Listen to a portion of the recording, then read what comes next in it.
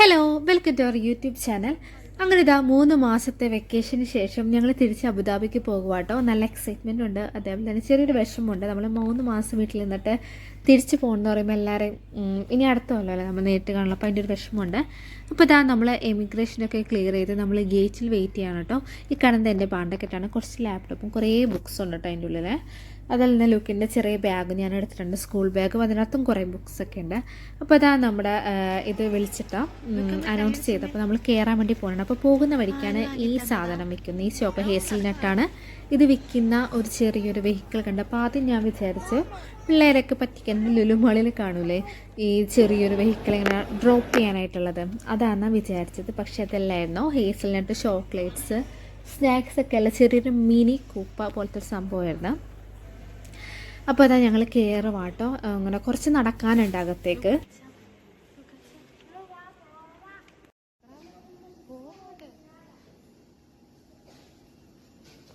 അപ്പോൾ നമ്മൾ ഈ പ്രാവശ്യം പോണത് എയർ അറേബ്യയിലാണ് കേട്ടോ. ഞാൻ ഇത്ര നാൾ പോയിക്കൊണ്ടിരുന്നത് എയർ ഇന്ത്യയിലായിരുന്നു. അപ്പോൾ ഒരു ചേഞ്ചിന് വേണ്ടി നമ്മൾ കയറിയിട്ടില്ലല്ലോ, അപ്പോൾ ഞാൻ ഇന്ന് വിചാരിച്ച് എയർ അറേബ്യയിൽ പോകാമെന്ന് വെച്ചിട്ട് നമ്മൾ എയർ അറേബ്യയാണ് ബുക്ക് ചെയ്തത്. അപ്പോൾ ഇതാണ് കാണുന്ന എൻട്രൻസ്.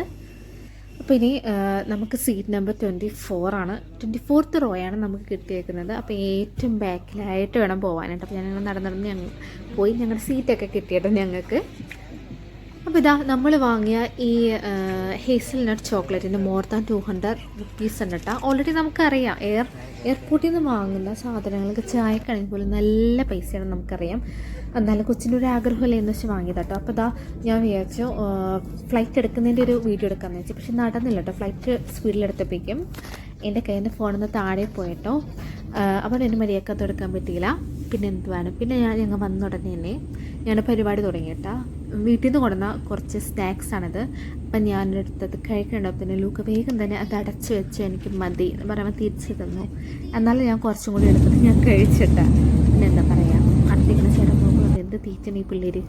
അപ്പോൾ ഇതാണ് നമ്മുടെ എയർ ഹോസ്റ്റസ് കേട്ടോ. നല്ല ഭംഗിയുള്ള, ഞാൻ കുറേ നേരം വായി നോക്കിയൊക്കെ നിന്ന്. അപ്പോഴേക്കും അപ്പോഴേക്കല്ല 1 മണിക്കൂറിന് ശേഷം നമ്മൾ ഓർഡർ ചെയ്ത ഫുഡ് വന്നിട്ട് ഇത് ലുക്ക് കഴിയണത്. ഞാൻ പറഞ്ഞു എനിക്ക് മാത്രം ഫുഡുള്ളൂ എന്ന് പറയുമ്പോൾ അവൻ്റെ ചെറിയൊരു വിഷമം അതായിട്ട് കാണണം. അപ്പോൾ എനിക്ക് ചേട്ടൻ നല്ല പേട്ട ഫുഡാണ് ഓർഡർ ചെയ്തത്. ലൂക്കിൽ നല്ല ചിക്കനും സ്മാഷ്ഡ് പൊട്ടറ്റോ ഒക്കെ ഓർഡർ ചെയ്ത. പക്ഷെ കാര്യമൊന്നുമില്ല, ഞാൻ അതിൽ നിന്ന് എടുത്ത് കഴിച്ചിട്ട്. എന്താണ് ഇഷ്ടമായ ചിക്കനാണോ നോക്കട്ടെ, ചിക്കനാണോ നോക്കട്ടെ. പിന്നെ എന്താണ് ഈ കുടിക്കുന്ന ജ്യൂസാ? ആരാ വാങ്ങി തന്നതാ? ആരാ വാങ്ങി തന്നത് ജ്യൂസ്? ചേച്ചിയാണ് വാങ്ങി തന്നത്? അമ്മയല്ലേ വാങ്ങി തന്നത്? അമ്മയല്ലേ ജ്യൂസ് വാങ്ങി തന്നത്? അമ്മയല്ലേ ജ്യൂസ് വാങ്ങി തന്നത്? ആര് ജ്യൂസ് വാങ്ങി തന്നേ? അമ്മയല്ലേ?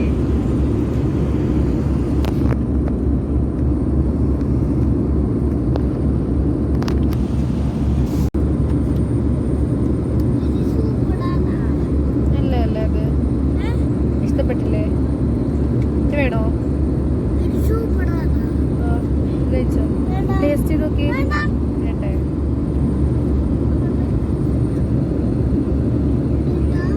കടലയാണ്, കടല നല്ലാണോ? നല്ലാണോ? ടേസ്റ്റ് ചെയ്ത് നോക്കിയോടെ? കുഴപ്പമില്ല, ടേസ്റ്റ് ചെയ്തോട്ടെ. അപ്പം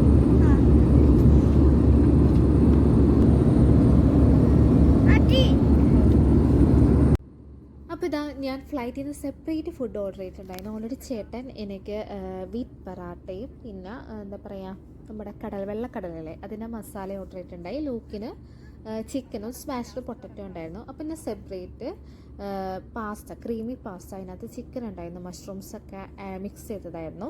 നല്ല ടേസ്റ്റ് ഉണ്ടായിരുന്നു കേട്ടോ. അത് ഓർഡർ ചെയ്ത് അതുപോലെ ലൂക്കിന് ജ്യൂസും ഓർഡർ ചെയ്തായിരുന്നു കേട്ടോ. അപ്പോൾ ഞാൻ അതൊക്കെ കഴിക്കാം. ലൂക്ക് അത് കുറച്ചേ കഴിച്ചുള്ളൂ കേട്ടോ പാസ്ത. അമ്മ വേഗം തന്നെ കിടന്നുറങ്ങി. പിന്നെ ബാക്കിയുള്ള പാസ്ത മൊത്തം ഞാൻ ഇരുന്നങ്ങോട്ട് തിന്ന. അപ്പോൾ ഇതാട്ടോ മുകളിലുള്ള ആ വ്യൂ, നല്ല ഭംഗിയുണ്ടായിരുന്നു. അപ്പം ഞാൻ അതൊക്കെ എടുത്തതാട്ടോ.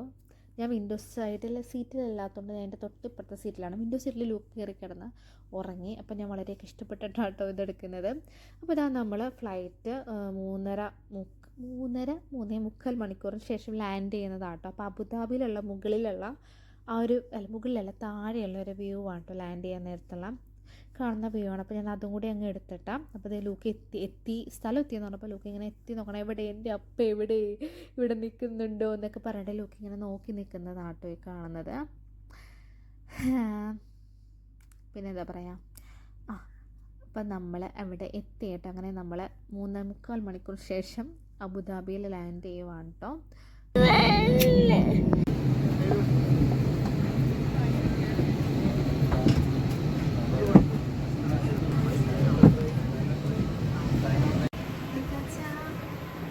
അപ്പോൾ ഇതാ നമ്മളങ്ങനെ അബുദാബി എയർപോർട്ടിൽ ലാൻഡ് ചെയ്തിട്ടോ. ലൂക്ക കുറച്ച് അലമ്പായിരുന്നു, കാരണം അവൻ്റെ കാലുവേന എടുക്കുന്നൊക്കെ പറഞ്ഞു. പിന്നെ ഇതാ ലൂക്കനോട് നോക്കാൻ പറഞ്ഞിട്ട് ലൂക്ക് നോക്കില്ല ക്യാമറയിൽ, പക്ഷേ ആ കൊച്ചു നോക്കി കേട്ടോ. അപ്പോൾ പുതിയ എയർപോർട്ട് ആയതുകൊണ്ട് തന്നെ എനിക്ക് ചെറിയൊരു കൺഫ്യൂഷൻസ് ഉണ്ടായി, ഇങ്ങോട്ടേക്കാണ് പോകേണ്ടത് എന്നൊക്കെ.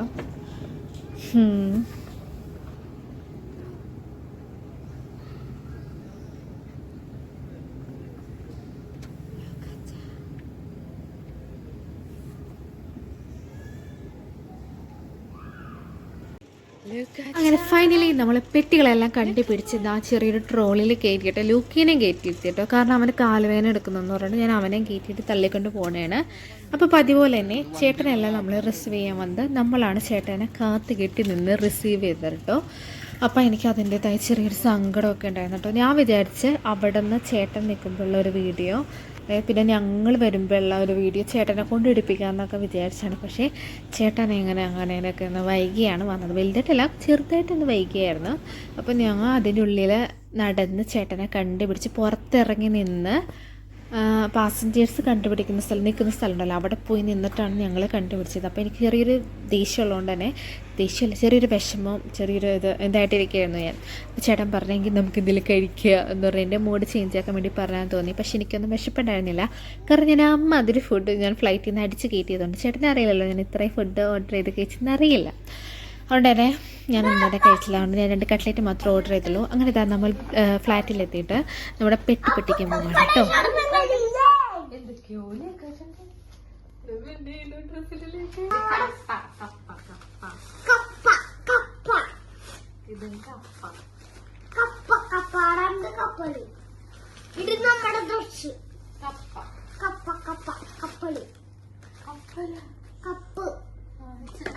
കപ്പയല്ല അവനത് പപ്പായാണ്. അതൊക്കെ കപ്പ പുഴുങ്ങാൻ വന്നത്.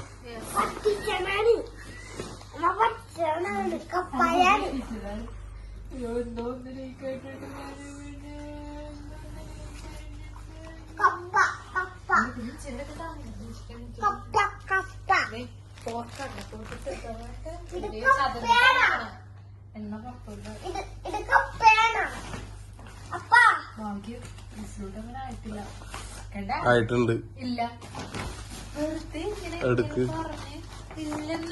എടുക്ക് പുറത്തേക്ക്, എന്നിട്ട് ആ എണ്ണ വന്നേക്കണ സ്ഥലം മണത്ത് നോക്കി. നിന്ന് ഇതാ നിന്ന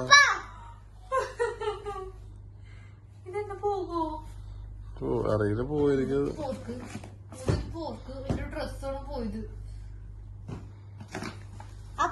എന്തോനെ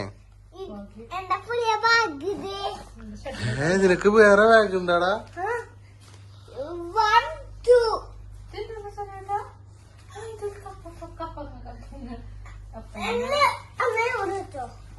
നിന്റെ സൈസിനൊക്കെയുള്ളൊരു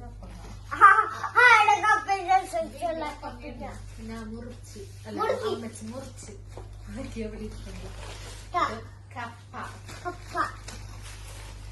ഇത് അമ്മയുടെ മാങ്ങച്ച. അപ്പൊ ടച്ചിങ്സിന്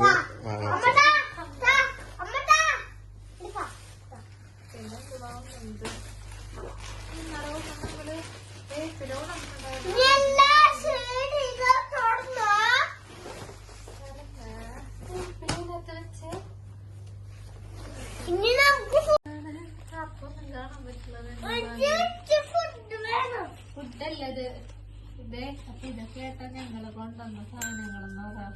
ഇതൊക്കെ